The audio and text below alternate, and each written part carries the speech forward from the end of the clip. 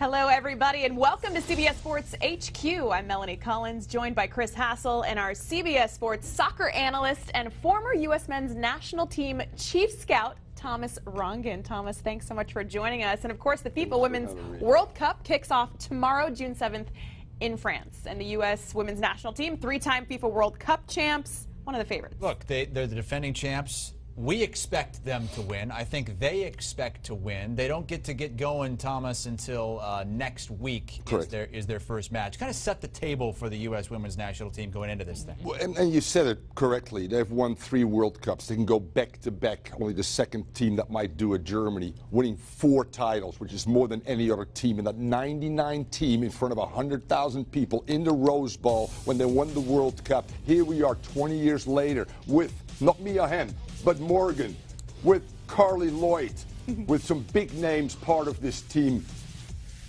And this team will be the favorite, although this player right here, that is the spokesperson, by the way, of this U.S. team that looks for equality so correctly, because the difference between the prize money, $40 million for the women, $400 million for France that won it in 2018 for the World Cup as well. So this is an important global event. 750 million people, Chris, in the last World Cup. They expect 1 billion plus viewers to watch this World Cup and put this women's game on the map. And new heroes, new stars will emerge. Great stories will be begun. One of the great stories, Jamaica. You know, I mean, what's the big reggae person out of Jamaica? Bob Marley. His daughter fundraised for Jamaica, the first Caribbean team to make it to the World Cup, and they're happy just to be there, just to get there, because they had no finances to do it. So, incredible stories, but you're right. The U.S. is the team to beat, although some people say that France, the host, is pretty darn good as well. Well, Thomas, when you look at the U.S. women's team's roster,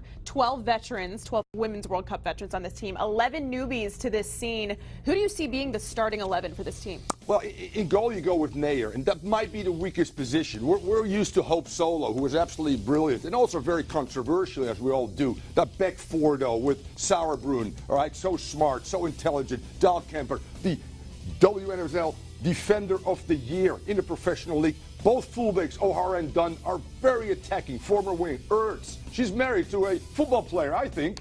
And Philadelphia Eagles. Horan, exactly, are the engine in midfield. Up front, speed on the left side with Heath. Morgan, 160 caps, by the way, the leading goal scorers team. And Rapinoe on that right side, so crafty as well. This is a very, very good team, a very deep team, without, by the way, the real talisman, the 36-year-old Carly Lloyd. And that might be really the big question for Jill Ellis. Does she bring Carly Lloyd in that starting 11 to give that experience, or has she been coming off the bench? Because there's one player, a breakout player, by the way, by the name of Lavelle, that's right now in front of Carly Lloyd in the pecking order, starting for this team, in my opinion. Is that your under-the-radar player to watch for the U.S.? She is 24. She has some injuries. She's so stylish. She's creative. She floats almost. It's beautiful to watch. She's acrobatic. She's smart. And she's somebody, as I said again, that in that team can provide that front three, in particular Morgan, with the assists needed for them to get on the board. This young player at age 24 will be, in my opinion, the breakout star for this team, particular team, because there will be some other breakout stars for other countries as well. Oh, wow. Can't wait to watch her. And when you look at the other teams in Group F, of course, you have Sweden, Thailand, and Chile making their World Cup debut. How would you assess the overall talent in that group, and who do you see maybe being a problem for the U.S.? Well, I mean, it will come down to the third game in that group play, which is, by the way, USA versus Chile. USA versus Sweden, Chile, and Thailand, just happy to be there. Brilliant performance coming out of the respective confederations. Chile, obviously, with Brazil from South America, Thailand of the Far East. They should be easy games, actually. Great warm-up games for the two top dogs that go head-to-head again. 5th consecutive time, Chris, that they've been in the same group, 5 consecutive World Cups. And as we remember, Sweden beat the U.S. in the quarters in the Olympics 2 years ago. Right. Revenge and the #1 position in that group at stake. You can either avoid France or you play France in the quarters. The United States doesn't want to avoid anybody. We'll take on all comers. That's why I'm wearing this, Chris. That's I love right. it. And we'll get TR's pick to win it all in just a moment. But there's one very well-known player on the U.S. side who is saying, look, we aren't the favorites. The favorites are the folks that are hosting the thing. Megan Rapinoe saying that I think France are the favorites, in my opinion, the favorites for sure, and I don't say that to play mind games. They are a fantastic team. They are home. They're going to have, obviously, a home crowd with them every time, and we felt that in the last World Cup, even though it was in Canada, I feel like all the pressure is on them, and we're just here to play and enjoy ourselves and try to do as well as we can. Are you buying that? No, I'm not, but it's very smart, and she should do well in coaching in a few years, by the way.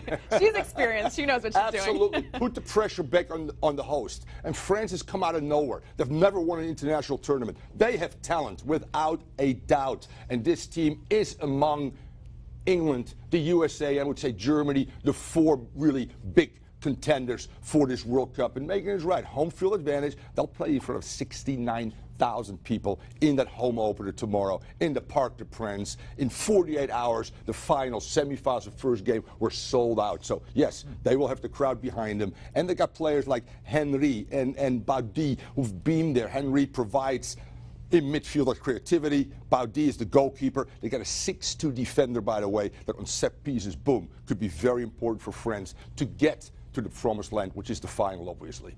Thomas, take us through your power rankings a bit, starting with the elite teams. Yeah, the elite teams, the U.S. is by far the favorite, but the teams that will challenge them are England, Germany, and France. And if you look at Germany, you know, they're ranked second, and they will face Japan in group play. That might be for the top seat. Steph Hollow is the one that provides the goal. Leah Schuler for Germany is the one that really can get Germany back to where they want to be. And by the way, in 2019, Germany beat the USA in the Leaf Cup, they call it. It was just a few months ago. A little bit of an upset, but they're right there. They're well coached. And as you said again, the home team and the traditional powerhouses of England and Germany are there. England coached, by the way, by a former national team player, Phil Neville. So it's very interesting. A male that's been there and is guiding this group with a lot of confidence. But you never really expect it to be all chalk. That's probably not going to be the four semifinalists. There's going to be somebody maybe out of this second-tier group, including your Kingdom of the Netherlands, TR, that could jump up there and fight for a medal. Yeah, I mean, Canada has obviously one of the greatest players. Sinclair, by the way, with 4 goals, could become the all-time leading goal scorer in World Cup history, right? Surpassing 2 or 3 American players, including Mia Hamm, which is pretty impressive. But the Netherlands have the best 1-2 punch up front. Lieke Martens, by the way, the European Player of the Year, plays for Barcelona. There's a lot of professional clubs in Europe, as there are in the United States. And then Viviane, remember this, Viviane Miedema, right, who plays for Arsenal, her trait in England, is, as I said again, the 2 front runners for this Dutch team that I expect, by the way, to be the Croatia of the 2019 World Cup and go all the way to face the U.S. in the finals. All right. Well, we know who your favorites are. How about give us a dark horse team that could surprise in this year's tournament? The Aussies. The Aussies might have the best player in the tournament. I mean, Sam Kerr, that's her name. Remember this name, by the way. At 21 till 25, played in the Women's League, the professional women in the U.S., scores a goal a game. By far the all-time leading goal scorer in the U.S. Sorry, Morgan. Sorry, some Hoban teeth. This is obviously a very important player, and I expect her to be one of those players that could really ignite this Aussie team. Marta with Brazil also is such a wonderful talent. But I would like to see Sam Kerr. All right, Sam Kerr, a goal a game, that might get you to the semis or the quarters. So the Aussies, here we come. All right, now teams that are just happy to be there, and maybe opposing teams are happy to see in their group. And Argentina is one of those teams. They don't have a little genius on that team. Very well said, Chris. They do have some players that are Messi-like, but Argentina is a young nation in terms of soccer. So is Chile. Brilliant that they come out of it. But the great story there is Jamaica. Jamaican team up till a week ago had no funds to travel to France. Their captain and their coach have not taken any money in the last 6 months when they've played these games to get there and to qualify. First team out of the Caribbean. And you know what? Mrs. Marley, which is Bob Marley's daughter, well done. She fundraised and she got a team 2 friends. And then their success story in terms of, you know, the reggae girls at this particular time, not the reggae boys. Well, how about take us through your list of potential Golden Boot winners? Ooh, there's so many of them. And as I said again, we talk obviously about Leah Schuler from Germany. There she is. They expect her to be on top of her forward. We talked about Sinclair, the powerful forward from Canada, the number 9 that leads the line, Alex Morgan, maybe the most well-known soccer player on the planet. 160 caps she's got. 100 goals plus in international competition.